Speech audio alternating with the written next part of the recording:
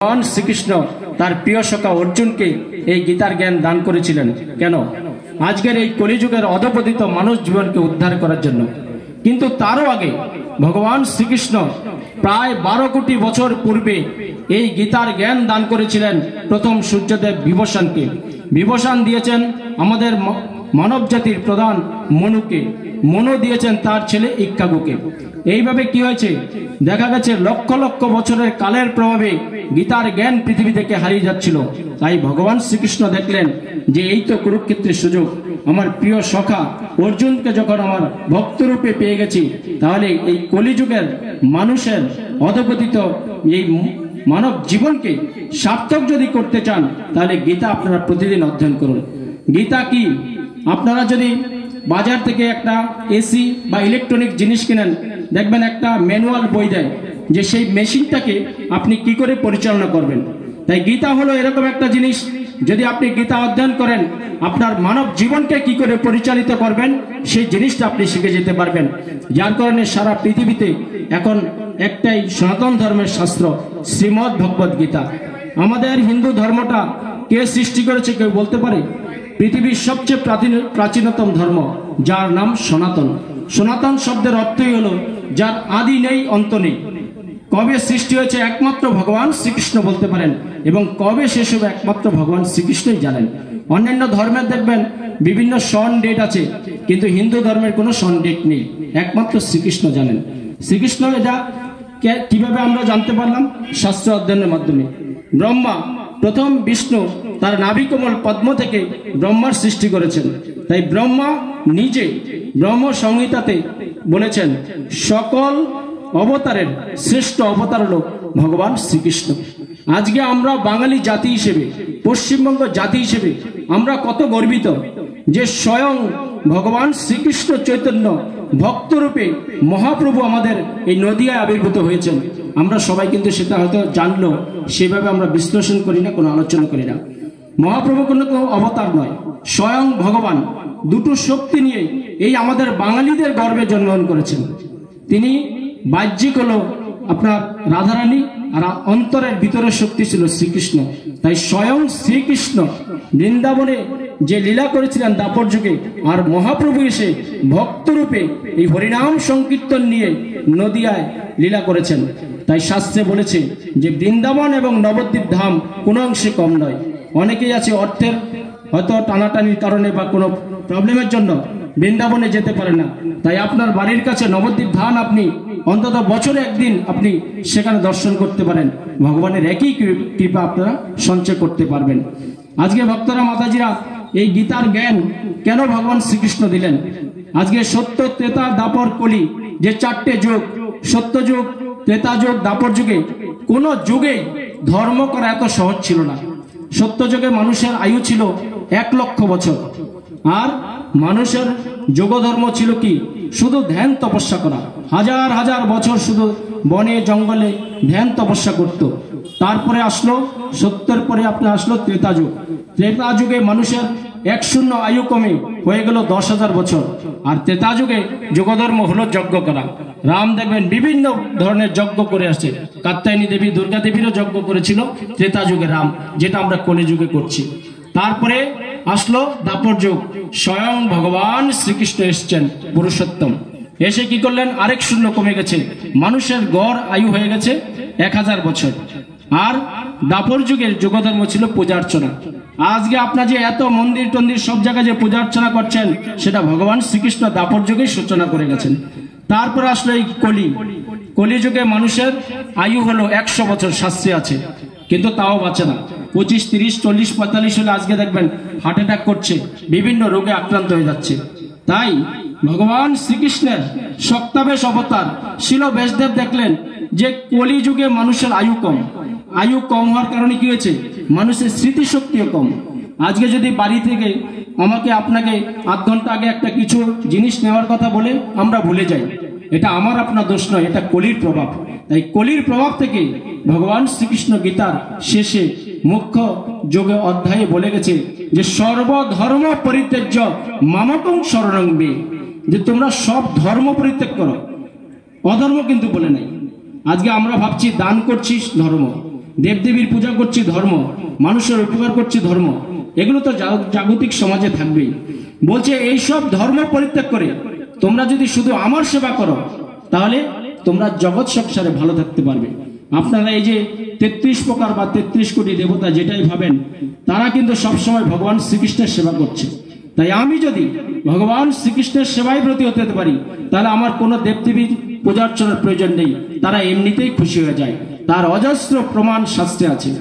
একবার এই বলি মহারাজ যখন এই স্বর্গের মহারাজ ইন্দ্রের সাথে বিদ্বেষের কারণে স্বর্গ থেকে সমস্ত দেবদেবীদের তাড়িয়ে দিয়েছে, কারণ তারা অসুর ছিল, প্রহ্লাদ মহারাজের ছেলে।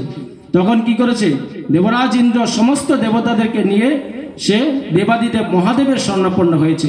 দেবাদিদেব মহাদেব কিন্তু অমর, তিনি কিন্তু সবসময় একদম অমরনাথে সবসময় বসে থাকেন। তাই দেবাদিদেব মহাদেবের কাছে শরণাপন্ন হয়ে বলছে আমাদেরকে বাঁচান, আমরা স্বর্গ থেকে বিতাড়িত হয়ে গেছি অসুরদের তাণ্ডবে। তখন দেবাদিদেব মহাদেব স্বয়ং বলেছে যে আমি বাঁচানোর কে, আমি যার সবসময় আরাধনা করি, তোমরা সেই শ্রী বিষ্ণুর আরাধনা করো, তার কাছে শরণাপন্ন হও। তখন ভগবান বিষ্ণু সেই ছোট্ট ব্রাহ্মণ অবতার সেজে সেই বলিকে তার নিচে পায়ের নিচে মস্তক স্থাপন করেছে। হরি বল। তাই আপনারা দেবদেবীর পূজা অর্চনা করলে আমি বারে বারে বলি, হয়তো স্বর্গে যেতে পারবেন, হয়তো সাময়িক সুখে থাকতে পারবেন, কিন্তু এই নশ্বর দেহকে যদি অবিনশ্বর করতে চান তাহলে মৃত্যুর পর ভগবত ধামে দেওয়ার চিন্তা করতে হবে। আপনাদের হৃদয়ে কৃষ্ণ চেতনা, কৃষ্ণ ভাবনায় জাগ্রত হতে হবে ভক্তরা মাতাজিরা। তাই এই যে কলিযুগে যে ভগবান শ্রীকৃষ্ণের সপ্তাবেশ অবতার, তিনি দেখলেন কি যে মানুষের আয়ু কম, স্মৃতিশক্তি কম, কিছু মনে রাখতে পারবে না। তাই কি করলেন, তিনি সমস্ত গ্রন্থ, সমস্ত শ্রুতি, সমস্ত শাস্ত্র এই গ্রন্থাকারে করে দিয়েছেন। কোন যুগে কোন গ্রন্থ পাঠ্যপুস্তক ছিল না, সবসময় তার গুরুদেবরা শ্রুতি হিসেবে, মানে আমি যখন বলছি এরকম, গুরুদেবরা শ্রবণ করাতেন, তার শিষ্যরা সেটা মনে রাখতেন এবং মনে রেখে তাদের শিষ্যদের সেই জ্ঞান দান করতেন। কিন্তু ব্যাসদেব আমাদেরকে কি করেছেন, 18টা পুরাণ, 108টা উপনিষদ, শ্রীমদ্ ভাগবত এবং শ্রীমদ্ ভগবত গীতা বিষাদ যুগ থেকে শুরু করে মুখ্যতা যুগ অবধি সুন্দর করে শৃঙ্গার করে দিয়েছেন কলিযুগের অধপতিত মানব জীবনের উদ্ধারের জন্য। আজকে দেখেন উনি বুঝতে পেরেছেন যে এটা কলির প্রভাব। আজকে দেখবেন কলিযুগে কোথাও ধর্ম সংস্থাপন হয় না, সব অধর্ম সংস্থাপন হচ্ছে। বড় বড় চেয়ার বলুন, বড় বড় জায়গায় বলুন, দেখবেন যোগ্য লোকটা নেই, অযোগ্য লোকরা বসে যোগ্য লোকদের প্রতারিত করছে, তাদেরকে ঘাড় ধাক্কা দিচ্ছে। এটা কলির প্রভাব। এর থেকে নিস্তার পেতে হলে আমাদের কৃষ্ণ চেতনায় জাগতে হতে হবে। তাই শিল ব্যাসদেব আমাদেরকে এই সমস্ত শাস্ত্র গ্রন্থাকারে দিয়ে গেছেন। শুধু আমরা কি করে কৃষ্ণ সেবায় ব্রতী হব। আপনি যদি একবার সাধু সঙ্গ করেন, বৈষ্ণব সেবা করেন, তো এই হৃদয়ে আপনার আস্তে আস্তে ভগবত ভক্তি উদয় হবে। ভগবত ভক্তি একদিন আসবে না ভক্তরা মাতিজিরা। আপনারা বিভিন্ন তীর্থস্থান করে, গঙ্গায় বিভিন্ন পূর্ণ সময়ে স্নান করে আপনার এই বাহ্যিক শরীরটাকে আপনি পরিষ্কার করতে পারেন, শুদ্ধ করতে পারেন, কিন্তু আমাদের হৃদয়ে যে কালি জমেছে সেই কালি কি করে পরিষ্কার হবে? তার জন্যই মহাপ্রভু আমাদেরকে দিয়ে গেছে কলিযুগের যুগধর্ম হলো হরিনাম সংকীর্তন।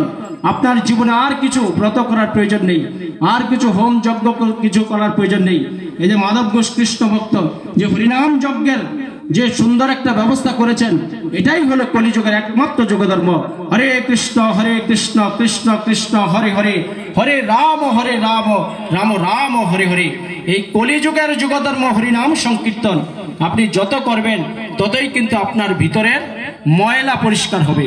আর ভিতরের ময়লা যদি আমাদের একবার পরিষ্কার হয় তাহলে ভক্তরা মাতাজিরা কেউ আপনাকে আর আটকাতে পারবে না। ভগবত ধাম আপনার নিশ্চিত। আপনি অতীব বিভিন্ন ধরনের ওয়াশিং মেশিনে পাউডার দিয়ে হয়তো জামা কাপড় বাইরেটা পরিষ্কার করবেন, ভিতর পরিষ্কার করতে গেলে আমাদের এই হরিনাম সংকীর্তন করতেই হবে। তাই আমি সবাইকে বলি, আপনারা আর কিছু করেন বা না করেন, আজ থেকে এই জপের মালা সংগ্রহ করে এক মালা পারেন, দুমালা পারেন, আপনারা হরিনাম সংকীর্তন করেন। অনেকেই বলে যে আমিষ মাছ মাংস খেলে হরিনাম সংকীর্তন করা যায় না, এটা ভুল কথা। আজকে যারা শাস্ত্র জানে না, যারা ভগবান শ্রীকৃষ্ণ সম্পর্কে তাদের কোনো ন্যূনতম জ্ঞান নেই, তারা আজকে সমাজে গুরুদেব হয়ে বসে আছে।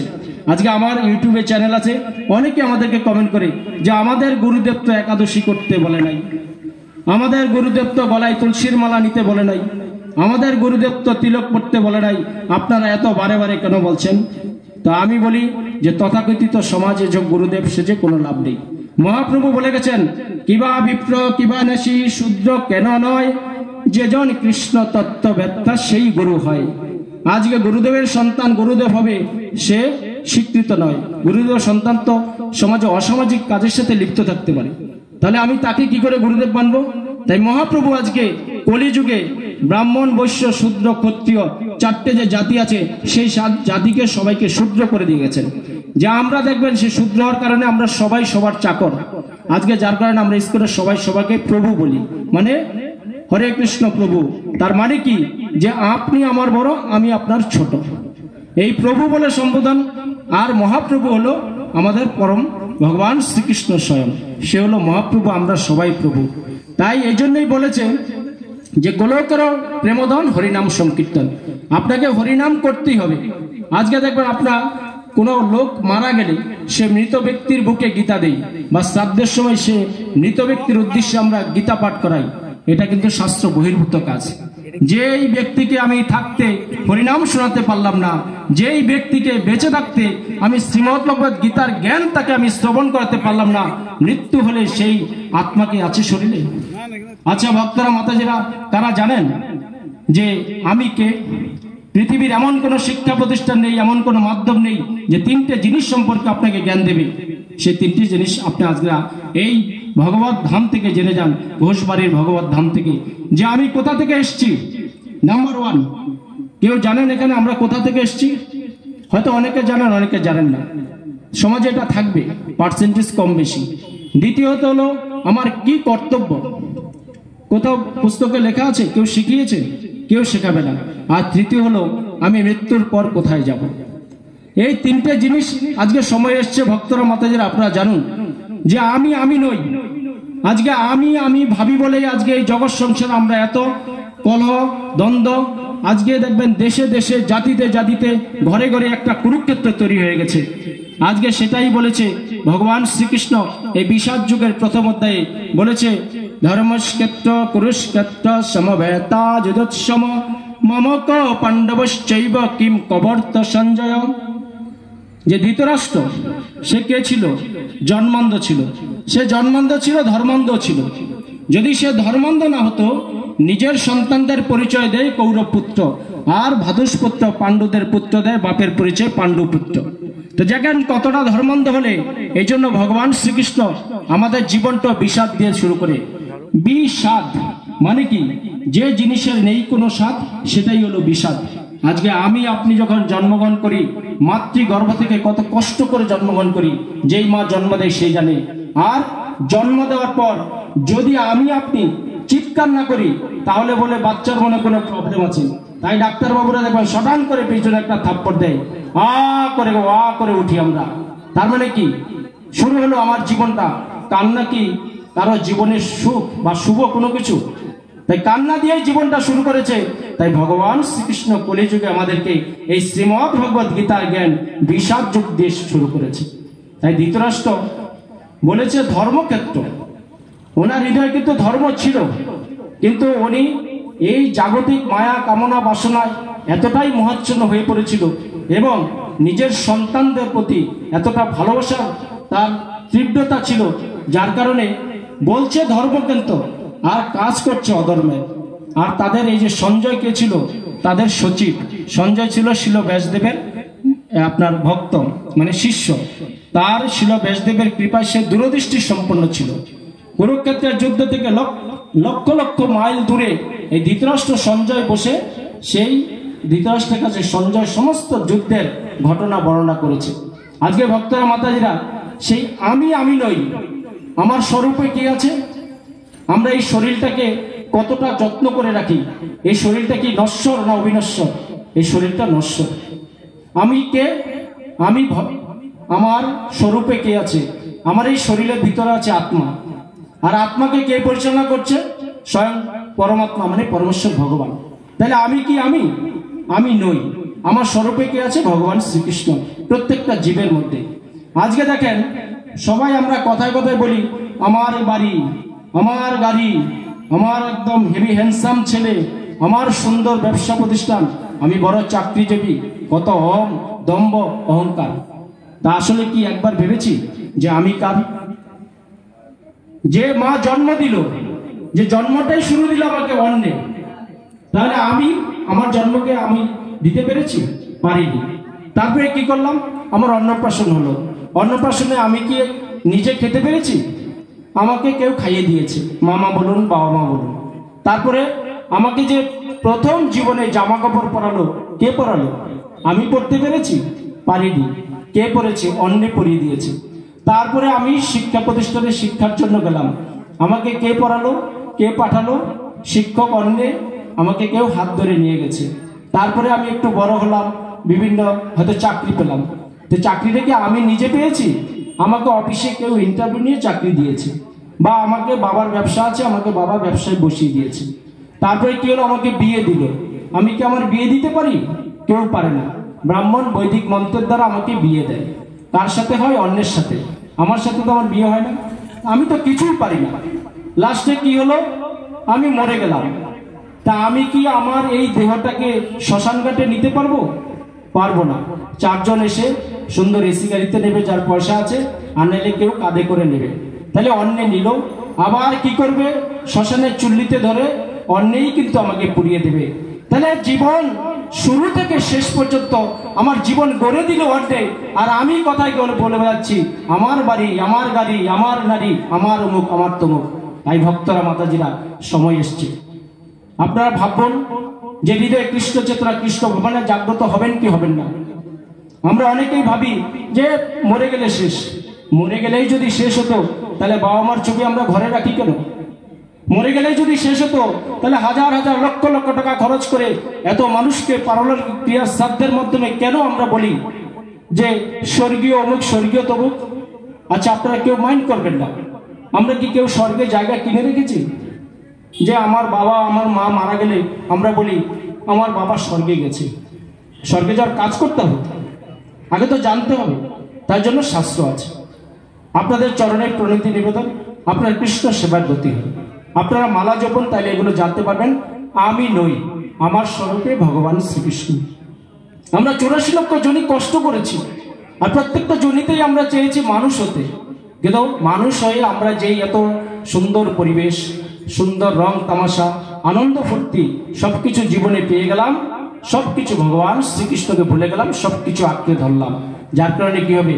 শোনেন ভক্তরা, মাতাজিরা, আপনি নিজেই বুঝতে পারবেন এই জীবনের পরে আপনি কি হতে পারবেন। আজকে দেখবেন ইউটিউবে একটা ছেলে বা সোশ্যাল মিডিয়ায় খুব আমাদের ইস্কনেরই একটা জুনিয়র ভক্ত, হাই হ্যালো ছেড়ো, হরে কৃষ্ণা বলো। তাই ভগবান শ্রীকৃষ্ণ এই গীতাতে বলেছেন যে তুমি জীবনটা যেখানে শেষ করে যাবে, মৃত্যুর পর সেখান থেকে শুরু করবে। তাই আমি যদি ভগবান শ্রীকৃষ্ণের সেবায় এই জীবনে সম্পূর্ণ করে ভগবত ধামে যেতে নাও পারি, ভগবান শ্রীকৃষ্ণ বলেছেন তোমার মৃত্যুর পরে আমি তোমাকে কোনো বড় ধনীর পরিবারে বা কোনো শুদ্ধ ব্রাহ্মণ বৈষ্ণব পরিবারে জন্ম দেব। জন্মের পর থেকেই তুমি কৃষ্ণ নাম করতে পারবে, আমার সেবা করে আমার ধামে আসতে পারবে। আজকে দেখুন তো, কর্ম আপনাকে মানতে হবে। যদি কর্মই আমরা বিশ্বাস না করি, তাহলে দুটো শিশু যখন জন্ম নেয়, একটা জন্ম নেয় আম্বানি আদানির ঘরে, আরেকটা জন্ম নেয় আমাদের কামারাতি বস্তিতে। কি অপরাধ করেছে শিশুরা? তাই কর্ম প্রভুপাদ সেটা বলে গেছেন, যদি আমরা কৃষ্ণ সেবায় ব্রত থাকি, যদি কোনোদিন আমার এই পুরো হাতটা কাটার ডেট থাকে, তাহলে কি হবে? আমার এই আঙ্গুলের মাথাটা কাটা যাবে। দুঃখ আপনাকে ভোগ করতে হবে, যেটা যদি কর্মে থাকে। ভক্তরা, মাতাজিরা, তাই আজকের সমাজে কিন্তু অনেকেই দেখবেন খারাপ কাজ করেও ভালো থাকে, কিন্তু ভালো কদিন থাকতে পারে। এই ভালোটা কেন থাকে? আমরা এই নিয়ে কিন্তু খুব প্রচার করি। এই ভালোটা থাকে তার এই যে 84 লক্ষ জনিতে কোনো জন্মে কোনো পুণ্য কর্ম করে এসছে বলেই সে এই জন্মে সেই ফলটা ভোগ করছে। তাই এই জন্ম দুর্লভ মানব জীবন পেয়ে যদি আমরা এই জীবনকে সার্থক করতে না পারি, তাহলে কি হবে? মৃত্যুর পরে আমি আবার এই 84 লক্ষ জড়িতে কখনো কীট, কখনো ব্যাঙ, কখনো সাপ, কখনো জীব জানোয়ার হয়ে যাব। তাই এই জীবনে যদি কেউ টাকা বেশি করে ভগবান শ্রীকৃষ্ণকে ভুলে, তাহলে কি হবে? সে মৃত্যুর পরে ভিখারির ঘরে জন্ম নেবে। আজকে দেখবেন অনেক ভিখারিরা ছোট্ট বাচ্চা নিয়ে ভিক্ষা করে, তার জ্বলন্ত প্রমাণ। কেউ যদি আমিষ মাংস বেশি খেতে পছন্দ করেন, তাহলে আপনাকে ভগবান শ্রীকৃষ্ণ বাঘের ঘরে জন্ম দেবে। তাহলে আপনি জন্মের পরে কি হবে? বাঘ বাবা মার সাথে বাচ্চা দেখবেন শিকারে যায়। তাই এই জন্যই শাস্ত্রে বলেছে যে আপনি নিজেই উপলব্ধি করতে পারবেন মৃত্যুর পরে আপনি কি হবেন। তাই আপনি যদি সদা কৃষ্ণ চেতনা, কৃষ্ণ ভাবনায় থাকেন, অবশ্যই আপনি জীবন এই ইহজগতে ভালো থাকবেন, পরজগতে ভালো থাকবেন ভক্তরা মাতাজিরা। তাই যেটা বলছিলাম যে কলিযুগে ধর্ম করা কত সহজ ভক্তরা মাতাজিরা, কোন যুগে এত সহজ ধর্ম ছিল না। মহাপ্রভু এসে আমাদেরকে শুধু 16 নাম 32 অক্ষর দিয়ে গেছেন। তাই ভগবান শ্রীকৃষ্ণের চরণে যদি কেউ অপরাধ করে, স্বয়ং ব্রহ্মাও এই অপরাধ থেকে নিস্তার পায়নি।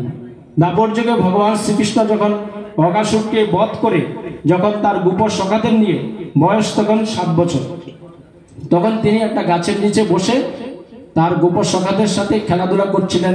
বাড়ি থেকে বিভিন্ন বন্ধু বান্ধবের বাবা মারা বিভিন্ন খাবার দিয়েছে, সেগুলো ভগবান শ্রীকৃষ্ণ তাদেরকে খাওয়াচ্ছেন, আবার শ্রীকৃষ্ণ তাদের মুখের এঁটো খাচ্ছেন। তাই দূর থেকে ব্রহ্মা দেখে বলল যে এত ছোট শিশু, সবাই তার বিভিন্ন ধরনের গুণগান করছে, তাহলে আমি যার আরাধনা করি সেই কি স্বয়ং ভগবান? বলে তাহলে একটু পরীক্ষা করি। দেখুন ব্রহ্মা ভগবান শ্রীকৃষ্ণকে পরীক্ষা করতে গেছে। তখন কি করলো যে যখন ভগবান শ্রীকৃষ্ণ তার গুপ সখাদের নিয়ে গাছের নিচে বসে আছে, আর একটু যমুনার তীরে বিভিন্ন বাছুর গাভীরা ঘাস খাচ্ছে, তখন ব্রহ্মা তার যোগমায়ের দ্বারা গাভী বাছুরকে নিয়ে গভীর জঙ্গলে চলে গেছে। তখন ভগবান শ্রীকৃষ্ণ তো সবই বুঝতে পারে। তখন তার গুপ সখাদের বলছে তোমরা বসো, আমি একটু যমুনার তীর থেকে আসছি। গিয়ে দেখে গাভী বাছুর কিছুই নেই। আর দূর থেকে ব্রহ্মা বলছে দেখাচ্ছি মজা, তুমি কেমন ভগবান আজকেই তার প্রমাণ হবে। যখন ভগবান শ্রীকৃষ্ণ যমুনার তীরে গেছে, তখন এদিক দিয়ে তার বন্ধু বান্ধব গোপ সখাদের নিয়ে সে আবার গভীর জঙ্গলে চলে গেছে। তখন ভগবান শ্রীকৃষ্ণ এসে দেখলো এইদিকে গোপ সখা নেই, ওইদিকেও গাভী বাছুর নেই, তাহলে কি ব্যাপার? তখন ভগবান শ্রীকৃষ্ণ তার আবার যোগমায়ের দ্বারা যেখানে গাভী বাছুর ছিল সেখানে সব আছে, যেখানে তার গোপ সখারা সবাই আছে। ব্রহ্মা এবার জঙ্গল থেকে বেরিয়ে দেখে একই ব্যাপার, আমি যাদেরকে সবকিছু যোগমায়ের দ্বারা এখান থেকে নিয়ে গেলাম তারা আবার সব জায়গায় আছে, তার মানে এই আমার প্রভু যার আমি আরাধনা করি। তখনই ভগবান শ্রীকৃষ্ণের চরণে লুটিয়ে পড়েছে, লুটিয়ে বলছে প্রভু আমি বুঝতে পারিনি, আমাকে আপনি ক্ষমা করে দিন। তখন ভগবান শ্রীকৃষ্ণ ব্রহ্মাকে বলছে ক্ষমা তোমার নেই, তোমাকে শাস্তি পেতেই হবে। বলছে তাহলে কি হবে? বলছে তুমি কলিযুগে যবন হরিদাস রূপে জন্মগ্রহণ করবে, তুমি জন্মে ব্রাহ্মণ রূপে, কিন্তু সবাই জানবে তুমি মুসলমান। যার কারণে হরিদাস 22,000 ব্যক্তাঘাত করেও, হ্যাঁ হাজি সাহেব ছিল যে মরে গেছে, কিন্তু সে আবার নদী থেকে উঠে আবার সেই হাজি সাহেবের কাছে গিয়ে বলছে আমাকে আরো মারুন। দেখুন হরিনামের পাওয়ার, যতই ওকে মেরেছে ততই বলছে হরে কৃষ্ণ হরে কৃষ্ণ। কৃষ্ণ নামের এত একটা পাওয়ার যে নামাচার্য হরিদাস ঠাকুর সারা পৃথিবীতে বিখ্যাত হয়েছে। 3 লক্ষ হরিনাম না করে সে 1 গ্লাস জল পান করত না। তাই ভগবান শ্রীকৃষ্ণ বলছে তোমরা যদি আমার জন্য 1 বিন্দু করো, হরি বল, তোমরা যদি আমার জন্য 1 বিন্দু করো, আমি তোমাদের জন্য মহা সমুদ্র করে দেব। যেটা প্রভুপাদ প্রমাণ, যেটা ভক্ত সুদামা প্রমাণ, যেটা দ্রৌপদী প্রমাণ। দ্রৌপদী যখন ভগবান শ্রীকৃষ্ণের সুদর্শন চক্র দ্বারা ভগবান শ্রীকৃষ্ণের আঙ্গুলটা একটু কেটে গেছিল, রক্ত বেরোচ্ছিল, তখন দ্রৌপদী তার ওই লক্ষ লক্ষ কোটি কোটি সোনায় মুচ্ছিত শাড়ির দাম দেখেনি, শাড়ির আঁচল ছিঁড়ে ভগবান শ্রীকৃষ্ণকে বেঁধে দিয়েছে। আর শ্রীকৃষ্ণ তখনই প্রতিজ্ঞা করেছিল যে তোমার বিপদে আমি আছি। যার কারণে দুর্যোধন দুঃশাসন তারা সেই সভা মঞ্চে দ্রৌপদীর বস্ত্রহরণ করতে চেয়েছিল পাশা খেলায় কোন পাণ্ডবদের হারিয়ে, কিন্তু দ্রৌপদী শুধু বলেছে হা কৃষ্ণ, শুধু কৃষ্ণ নাম নিয়েছে। আর ভগবান শ্রীকৃষ্ণ এত কাপড় সাপ্লাই দিয়েছে, আহমেদাবাদের কাপড়ও শেষ হয়নি, বড় বাজারের কাপড়ও শেষ হয়নি, এত কাপড় সাপ্লাই দিয়েছে। ভক্ত সুদামা তখন দুঃখ কষ্টে তার স্ত্রী বলল যে তোমার বন্ধু ভগবান শ্রীকৃষ্ণ ছোটবেলার বন্ধু, তা আমরা এত কষ্টে আছি, তুমি যাও। বলছে না, আমার বন্ধুর কাছে যেতে আমার খুব লজ্জা করে। বলছে লজ্জার কি আছে, আমরা এত কষ্টে আছি, সে তো সবাইকে সবকিছু দিচ্ছে, তোমাকে দেবে না কেন? তখন ভক্ত সুমা যে বন্ধুর বাড়িতে যাবে, কি নিয়ে যাবে, তার কাছে কিছুই ছিল না। তারপরে পাশের বাড়ি থেকে খুদ বাজা নিয়ে সে ভগবান শ্রীকৃষ্ণের সেই দ্বারকাপুরীতে গেছে। তো গিয়ে বলছে যে আরে বন্ধু তুমি এসছো। ভক্ত সুদামাকে দেখেন ভগবান শ্রীকৃষ্ণ আমাদের গৃহস্থদের কত দিয়ে গেছে যে তোমরা বৈষ্ণবদের কি করে সম্মান করবে, তোমার গৃহে যখন অতিথি আসবে। ভগবান শ্রীকৃষ্ণ সুন্দর করে তার পা ধুয়ে দিয়েছে, পা ধোয়ার পর তাকে সুন্দর সিংহাসনে বসিয়েছে, এমন খাবার খাইয়েছে ভক্ত সুদামা যেন দীর্ঘদিন ধরে তার যে ক্ষুধা তৃষ্ণা ছিল সেই তৃষ্ণা নিবারণ হয়েছে। তারপরে বলছে যে তুমি এসছো, আমার বৌদি তো কিছু দিয়েছে। বলছে না, কিছুই দেয়নি, কারণ এত রাজপ্রাসাদে সুদামা গেছে, সুদামা যে খুদটা বের করবে সে তো লজ্জা পাচ্ছে। বলছে না না দাও, পুটলিতে কি আছে দাও, নিয়ে দেখে খুদ বাজা। তাই ভগবান শ্রীকৃষ্ণ সেটা অমৃত করে খেয়েছে। অমৃত করে খাওয়ার পর যেই সুদামা বাড়িতে এসেছে, বাড়িতে এসে দেখে তার ভাঙা বাড়ি অট্টালিকা হয়ে গেছে, তার সারা জীবনের সমস্ত দুঃখ ঘুচে হয়ে গেছে। তাই ভক্তরা মাতাজিরা, আমরা যদি সে ভক্ত সুদামা, দ্রৌপদী এদের কাছ থেকে শিক্ষা নিই, তাহলে আমাদের জীবনের দুঃখ অচিরেই মোচন হবে। আজকে দেখেন হিন্দু ধর্মে ভগবান শ্রীকৃষ্ণকে মাতৃগর্ভে ধারণ করা যায়, ভগবান শ্রীকৃষ্ণকে বন্ধু হিসেবে পাওয়া যায়, ভগবান শ্রীকৃষ্ণকে আপনার সন্তান হিসেবে পাওয়া যায়। এত সহজভাবে ভগবানকে কোনো ধর্মে পাওয়া যায় না। তার জ্বলন্ত উদাহরণ নেই গীতা ভক্তরা মাতাজিরা। তাই আসুন আমরা এই হৃদয়ে কৃষ্ণ চেতনা, কৃষ্ণ ভাবনায় জাগ্রত হয়ে আমরা এই ঘোষবাড়ি থেকে যেটা শিখলাম সেটাই আমরা আমাদের নিত্য কর্মের মাধ্যমে, জীবনের প্রতিফলিত মাধ্যমে, যদি দুর্লভ মানব জীবনকে আমরা সার্থক করতে চাই, তাহলে আমাদেরকে অবশ্যই ধর্ম আসতে হবে। আজকে জানতে হবে ধর্ম কি। আমরা জানি না বলেই আজকে আমাদের এত কষ্ট, এত জ্বালা। সংস্কৃত ধী ধাতু থেকে ধর্ম শব্দের উৎপত্তি, আর ধী মানেই ধারণ করা, যাহা মানুষকে বাঁচতে, বাড়তে এবং কল্যাণের পথে এগিয়ে নিয়ে যায়, তাহাই হলো ধর্ম। তাহলে এবার আপনি ভগবান শ্রীকৃষ্ণের জন্য কোনো পূজা অর্চনা করবেন, সেখানেও ধর্ম প্রয়োজন। জাগতিক সমাজে মানুষের কোনো উপকার করবেন, সেখানেও ধর্মের প্রয়োজন। কিন্তু আমাদের হৃদয়ে ধর্ম নেই বলে ধারণ করতে পারি না, আমরা আমার আমিত্ব নিয়েই থাকি। তাই আমার আমিত্ব বেশি দিন থাকে না। তাই ভগবান শ্রীকৃষ্ণ বলেছেন যে যে আমার সেবায় যে ব্রতী হবে তার সমস্ত দায়িত্ব আমার হয়ে যাবে। এর অজস্র উদাহরণ শাস্ত্রে আছে ভক্তরা মাতাজিরা। কারণ কি, এই অর্জুনও কিন্তু দেখেন প্রথম যুদ্ধ করতে চায়নি। ভগবান শ্রীকৃষ্ণ মীমাংসার জন্য গেছিল যে তোমরা, ওরা 5 ভাই আছে, 5টা গ্রাম দিয়ে দাও। দুর্যোধন কি বললো যে বিনা যুদ্ধে নাহি দেব সুচাগ্র মেদিনী। তখনই ভগবান শ্রীকৃষ্ণ বলছে যে ঠিক আছে, তাহলে যুদ্ধ হবে।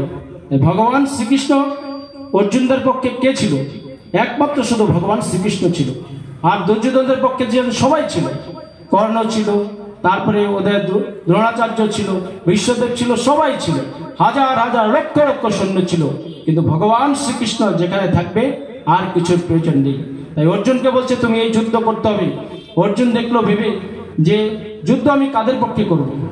যখন কুরুক্ষেত্রের ময়দানে যুদ্ধের রথ উপস্থাপন হয়েছে, তখন বলছে যেহেতু আমার সমস্ত আত্মীয় স্বজন, এই আত্মীয় স্বজনকে মেরে আমি এই রাজ্য সুখ ভোগ করতে চাই না।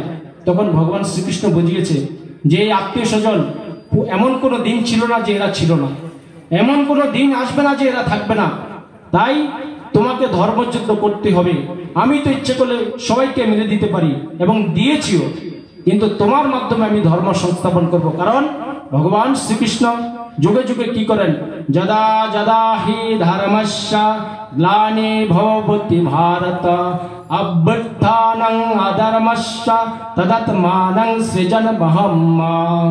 ভগবান শ্রীকৃষ্ণ গীতায় 4th অধ্যায়ে এই জ্ঞান যুগে এই শ্লোক বলেছেন যে যখন এই পৃথিবীতে অধর্ম বেড়ে যাবে, ধর্মিকরা ঠিকমতো ধর্ম প্রচার করতে হবে না, সেই যুগে যুগে আমি এই পৃথিবীতে এসে ধর্ম সংস্থাপন করব আর অধার্মিকদের আমি শাস্তি দেব।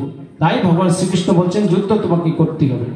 বলছে না আমি যুদ্ধ করব না, কারণ অর্জুন আত্মীয় স্বজন থেকে মোহাচ্ছন্ন হয়ে পড়েছিলেন।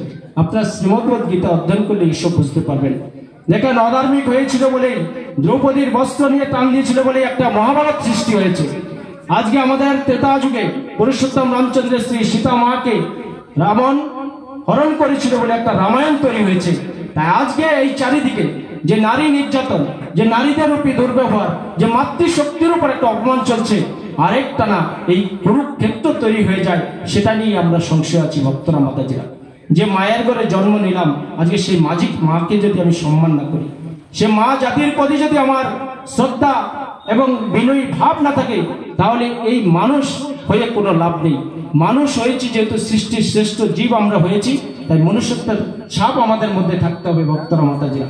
তাই অর্জুন যুদ্ধ করতে চায়নি, তখন বলছে যুদ্ধ করে যদি তুমি, কারণ তুমি ক্ষত্রিয় সন্তান, তুমি যুদ্ধ করাটাই তোমার ধর্ম, যদি তুমি যুদ্ধ করে মৃত্যুবরণ করো এই কুরুক্ষেত্রে, তুমি স্বর্গে যেতে পারবে। আর যদি যুদ্ধ না করে এই ধর্মক্ষেত্র যুদ্ধক্ষেত্র থেকে তুমি পালিয়ে যাও, তাহলে পৃথিবীতে যতদিন চন্দ্র সূর্য থাকবে তোমাকে সমস্ত মানুষ ঘৃণার চোখে দেখবে। তখনই ভগবান কাছে সে বিশ্বরূপ দেখতে চেয়েছিল। বিশ্বরূপ কেন দেখতে চেয়েছিল? যে এই কুরুক্ষেত্রের মধ্যে আমি আমার প্রিয় সখা, আমি অর্জুন হয়েছি ভগবান শ্রীকৃষ্ণের পরম ভক্ত, মানুষ এটা বিশ্বাস করবে কি করে?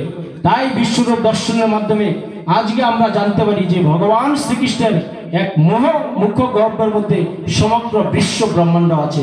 দেখে আশ্চর্য হয়ে গেছে। তখনই ভগবান শ্রীকৃষ্ণের চরণে লুটিয়ে পড়ে তাকে গুরুদেব হিসেবে বরণ করে এই যুদ্ধক্ষেত্রে ধর্মযুদ্ধ করেছে এবং পৃথিবীতে ধর্ম সংস্থাপন হয়েছে ভক্তরা মাতারা। তাই আপনারাও এই কলিযুগের যোগধর্ম হরিনাম সংকীর্তন সবাই করবেন ভক্তরা মাতাজিরা। একটু করুন না, ভগবান শ্রীকৃষ্ণ আমাদেরকে কি না দিয়েছে, শুধু একটু আপনারা থিঙ্কিং করবেন। আজকে দেখেন আমরা শীতকালে কষ্ট পাই, ভগবান শ্রীকৃষ্ণ আমাদেরকে কি করেছে? বিজ্ঞান সায়েন্স বের করে দিয়েছে, বিজ্ঞানের মাধ্যমে গিজার বের করে দিয়েছে। আমরা মুহূর্তের মধ্যে ঠান্ডা জলকে গরম করে স্নান করতে পারি। আবার অনেক গরম লাগছে, ভগবান শ্রীকৃষ্ণ বিজ্ঞানের মাধ্যমে এসি, এয়ার কুলার কত কিছু বের করে দিয়েছে। তাই এত কিছু ভগবান শ্রীকৃষ্ণ শুধু মানুষের জন্য করেছে। তাহলে আমরা মানুষ হয়ে পারবো না ভগবান শ্রীকৃষ্ণের সেবা করতে? সেবা করতে তো লক্ষ লক্ষ কোটি কোটি টাকার প্রয়োজন নেই। আপনি ভগবান শ্রীকৃষ্ণ কি করে সেবা করবেন? শুধু ভগবান শ্রীকৃষ্ণেরই আপনি পুষ্প পত্রং জলং ফলং, ভগবান শ্রীকৃষ্ণ কিন্তু মন্ডা মিঠাই বা অনেক বিভিন্ন দামি দামি কিছু চায় না। আপনি শুধু ভগবান শ্রীকৃষ্ণকে একটু ফুল, জল আর তার চরণে মিনিমাম 3টে তুলসী পাতা দিয়ে আপনি সেবা করুন, তাতেই ভগবান শ্রীকৃষ্ণ আপনার প্রতি সুপ্রসন্ন হবে। ভক্তি সবাইকে করা যায় না, আমরা কিন্তু আজকে ভুল পথে চলছি। আমি সবাইকেই বলি এগুলো ন্যাচারাল কথা, কিন্তু আমরা জানি, কিন্তু আমরা ভাবি না কোথায় প্রয়োগ করতে হবে। ভক্তরা মাতাজি, ভগবান শ্রীকৃষ্ণ চরণে 3টে তুলসী পত্র দেবেন মিনিমাম, যত বেশি পারা দেবেন কম দেবেন না। আর ভগবান শ্রীকৃষ্ণকে সেবা করার জন্য কি করতে হবে? প্রতিদিন আপনি ভোরবেলা না পারেন, আপনি তো ঘর থেকেই বাইরে বেরোচ্ছেন, প্রতিদিন একটু জল দেবেন, একটু তার সেবা করবেন, আর শ্রীমদ্ভগবৎ গীতা অধ্যয়ন করবেন, আর যোগধর্ম হরিনাম সংকীর্তন মালা জপন। মালা জপলেই কিন্তু আপনার আস্তে আস্তে ভগবত ভক্তি উদয় হবে। যদি একবার এই হৃদয়ে ভগবত ভক্তির উদয় হয়, তাহলে মুক্তি আপনার নিশ্চিত ভক্তরা মাতাজিরা। তাই আমরা আজকে এই ঘোষবাড়ি থেকে ভগবান শ্রীকৃষ্ণের মুখনিসৃত বাণী, যে আমরা ন্যাচারাল এবং সহজ যে কথাগুলো আমরা শিখলাম, সেগুলোই যদি আমাদের জীবনের প্রতিনিয়ত আমরা করি, তবেই কিন্তু আমরা জাগতিক সংসারে ভালো থাকতে পারবো। টাকায় সুখ হয় না, আমি সব জায়গায় বলি, অর্থ কিন্তু অনর্থের মূল। আপনি যখন বেশি টাকা পাবেন, আপনার বিভিন্ন লোকের সাথে পরিচয় হবে। আর সমাজে কিন্তু সবাই মাধব ঘোষের মতো, আমার মতো নয়। অনেকে বিভিন্ন শ্রেণীর বিভিন্ন প্রফেশনের লোক থাকে, তাহলে কি হবে? অন্যান্য প্রফেশনের যে একটা খারাপ লোক আপনার সাথে সংযুক্ত হয়ে যাবে। তাই ভগবান শ্রীকৃষ্ণ বলছেন, আমার মধ্যে তুমি সম্পৃক্ত থাকো, আমি তোমার সব ব্যবস্থা করে দেব। তাই আমরা এই ঘোষবাড়ি থেকে যে শ্রীকৃষ্ণ সেবায় ব্রতী হওয়ার জন্য যে সাধারণ কথাগুলো বললাম, আমাদের জীবনে বারে বারে বলছি ভক্তরা মাতাজিরা, আপনারা একটু করুন। তারপর আমরা কয়েকটা ভগবান শ্রীকৃষ্ণের গান এবং মহামন্ত্র হবে। সবাই এখানে আমরা যতক্ষণ এই কৃষ্ণ ধামে থাকবো, আপনারা আমাদের সাথে সংযুক্ত হয়ে থাকবেন। হরে কৃষ্ণ। মাধব প্রভু, আজকে এখানেই ভগবান শ্রীকৃষ্ণের ভাগবত আলোচনা আমরা সম্পূর্ণ করছি, এবং পরিশেষে সবাই ভগবান শ্রীকৃষ্ণের মুখনিসৃত বাণী গীতার স্পর্শ নেবেন। গীতার উদ্দেশ্যে আপনারা যে যা পারেন দান করবেন। এরপরে গান হবে। আপনারা ভগবান শ্রীকৃষ্ণের এই ধামে এসছেন যখন, ভগবান শ্রীকৃষ্ণ অবাক্যত লীলা অংশগ্রহণ করার জন্য মহামন্ত্র তালে তালে করবেন, বিভিন্ন গান হবে, আপনারা সবাই নিষ্ঠার সাথে শ্রবণ করবেন। হরে কৃষ্ণ।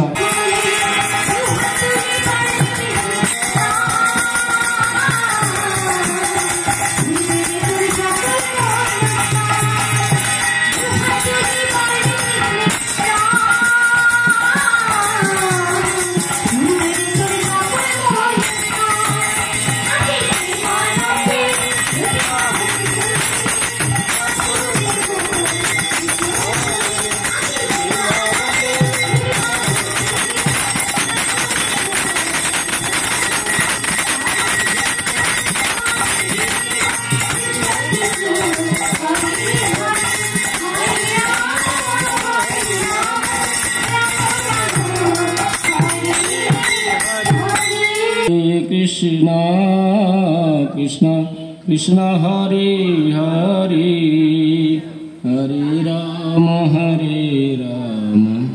হ্যাঁ গড়ির কাটা যেভাবে করে সেভাবে সবাই। হ্যাঁ হ্যাঁ, চরণে 4 বার, নাভি কমলে 2 বার, মুখমণ্ডলে 3 বার, তারপর সর্বাঙ্গে 7 বার।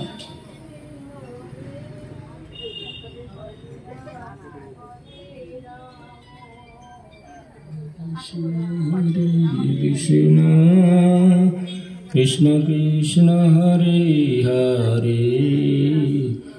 3-4 জন একসাথে দেখান না, নাহলে তো অনেক টাইম লাগবে। দেখাতে থাকেন, ভগবান শ্রীকৃষ্ণকে উদ্দেশ্য করে দেখাতে থাকেন, কোনো অসুবিধা নেই। হরে কৃষ্ণ দেখান, যাকে দেখান। গোপাল তো ভগবান শ্রীকৃষ্ণের ছোটবেলার, কোনো অসুবিধা নেই। হরে কৃষ্ণ কৃষ্ণ কৃষ্ণ হরে হরে হরে রাম রাম রাম হরে। সর্বাঙ্গে 7 বার। দেখি একদম বাইরে, গেটের বাইরে লিখে দেবেন, কারণ আর কাজে লাগবে না। কৃষ্ণ হরে কৃষ্ণ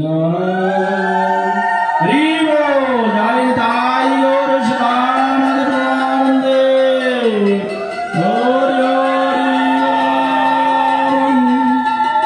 হরি হরি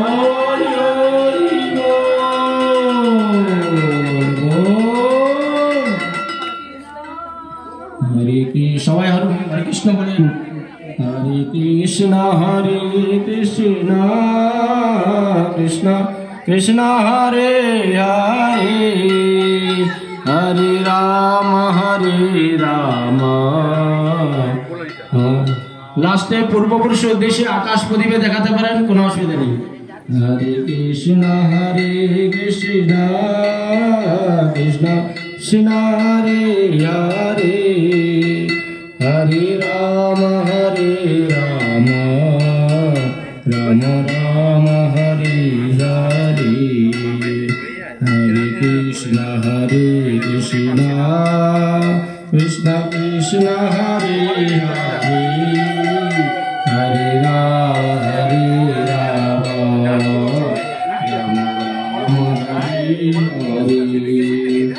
হরে কৃষ্ণ কৃষ্ণ কৃষ্ণ কৃষ্ণ হরে হরে হরে রাম রাম রাম হরে হরে হরে কৃষ্ণ কৃষ্ণ কৃষ্ণ কৃষ্ণ হরে হরে হরে রাম রাম রাম হরে হরে হরে কৃষ্ণ কৃষ্ণ কৃষ্ণ কৃষ্ণ হরে হরে হরে রাম রাম রাম হরে হরে। নিতাই নিতাই নিতাই নিতাই নিতাই গৌরাঙ্গ, নিতাই নিতাই নিতাই নিতাই গৌরাঙ্গ। हरे कृष्णा कृष्ण कृष्ण हरे हरे हरे राम राम राम हरे हरे कृष्णा कृष्ण कृष्ण हरे हरे हरे राम राम राम हरे हरे कृष्णा कृष्ण कृष्ण हरे हरे हरे राम राम राम हरे हरे कृष्णा कृष्ण कृष्ण हरे हरे हरे राम राम राम हरे निताई निताई निताई निताई निताई गौरांगा निताई निताई निताई निताई निताई गौरांगा निताई निताई निताई निताई निताई गौरांगा निताई निताई निताई निताई निताई गौरांगा जय गौर সেই কৃষ্ণ সেই জগন্নাথ জগন্নাথের চরণ ধরে কর ভগবান हरे कृष्णा कृष्ण कृष्ण हरे हरे राम राम राम हरे हरे कृष्ण कृष्ण कृष्ण हरे हरे राम राम राम हरे हरे कृष्ण कृष्ण कृष्ण हरे हरे हरे राम राम राम हरे हरे हरे कृष्ण कृष्ण कृष्ण हरे हरे हरे राम राम राम हरे हरे चरणे 4 बार नाभि कमले 2 बार मुखमंडले 3 बार सर्वांगे 7 बार सबाई सुष्ठुभावे सुंदरभावे दीप देखान दामोदर कार्तिक मासे এই কৃষ্ণ ধাম থেকে আপনারা ভগবান শ্রীকৃষ্ণের অশেষ কৃপা অর্জন করুন। যারা পথচারী আছেন তারাও দীপ দেখাতে পারবেন। এটা সবার জন্য উন্মুক্ত। মাধব ঘোষ ব্যবস্থা করেছেন। ভগবান শ্রীকৃষ্ণ তার প্রতি কৃপা করেছেন বলেই আজকে এত ভক্ত সমাগম হয়েছে এই ঘোষবাড়িতে। তাই ভক্তরা মাতাজিরা আপনারা এই কৃষ্ণ ধামে আসুন। ভগবান শ্রীকৃষ্ণের মুখনিসৃত বাণী শ্রীমদ্ ভগবত গীতার বাণী আপনারা সেটা জীবন সার্থক করুন। শ্রবণের মাধ্যমে শ্রবণ কীর্তন করুন, দীপ দেখান ভগবান শ্রীকৃষ্ণকে। আপনারা দামোদর মাসের অশেষ কৃপা অর্জন করুন। हरे कृष्ण कृष्ण कृष्ण हरे हरे हरे राम राम राम हरे हरे।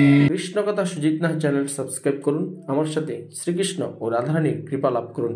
এই অমূল্য মানব জীবনে কৃষ্ণ চেতনা কৃষ্ণ ভাবনায় জাগ্রত করে ভগবান শ্রীকৃষ্ণ ও শ্রীমতী রাধারানীর সেবার মাধ্যমে যাতে মৃত্যুর পরে অবাকৃত জগতিকে আপনারা ভগবান শ্রীকৃষ্ণ এবং শ্রীমতী রাধারানীর কৃপা লাভ করতে পারেন, সেই রাস্তাটা আস্তে আস্তে প্রশস্ত করুন এবং পরিশেষে বলুন জয় শ্রীকৃষ্ণ, রাধে রাধে।